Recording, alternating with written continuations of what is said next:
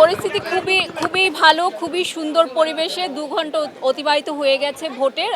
আর যেটা এর আগেরবার আমরা যে প্রবলেমটা ফেস করেছিলাম যে গাড়ি নিয়ে যারা আমাদের ভোটার ওনারা ঢুকতে পারছিলেন না, এবার কিন্তু সেটা খুব স্থিতিশীল, সবাই গাড়ি নিয়ে ঢুকছে, শান্তিপূর্ণ পরিবেশে ভোট দিয়ে চলে যাচ্ছে এবং আমি নিজেও ভোট দিয়ে ফেলেছি। আর বাইরে অনেক গরম, আমরা আশা করছি যে নামাজের পরপর ভোটারের সংখ্যা বাড়বে। যাকেই ফোন করে যার কাছেই ভোট চাই সেই তো বলে যে ভোট দিব। এখন বাকিটা দেখা যাক, ভোটারদের উপরে নির্ভর করবে, কারণ কেউ এখনো পর্যন্ত হতাশ করেনি, সবাই বলছে যে ইনশাল্লাহ ভোট দিব।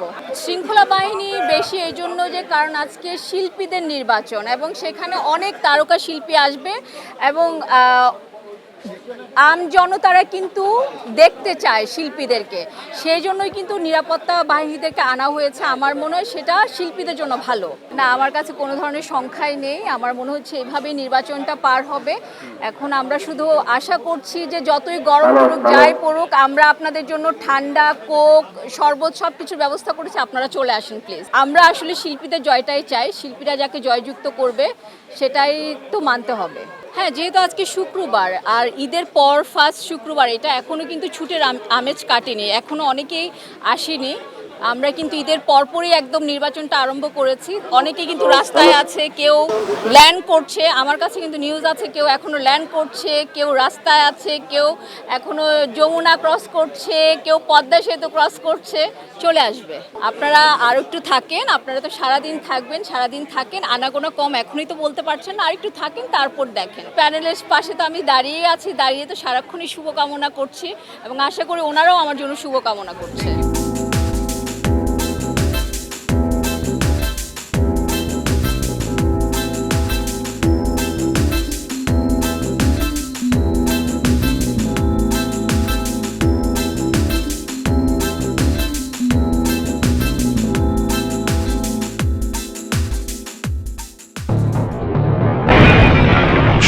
যখন জোয়ারে গা ভাসায়, কেউ কেউ শির দাঁড়া সোজা করে ঘুরে দাঁড়ায়।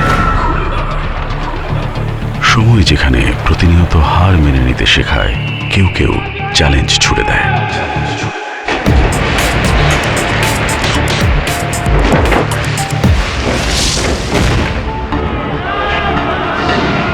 পক্ষপাতের ভিড়ে আজ থেকে কোনো পক্ষ নয়, খবর হবে নিরপেক্ষ।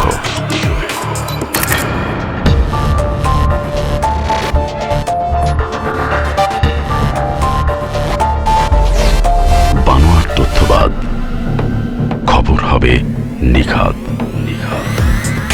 ভেঙে গুজবের শিক, খবর হবে নির্ভীক। এলো মুক্ত চিন্তার স্বাধীন দৈনিক খবরের কাগজ। এখন খবর হবে নিখাত, নির্ভীক, নিরপেক্ষ।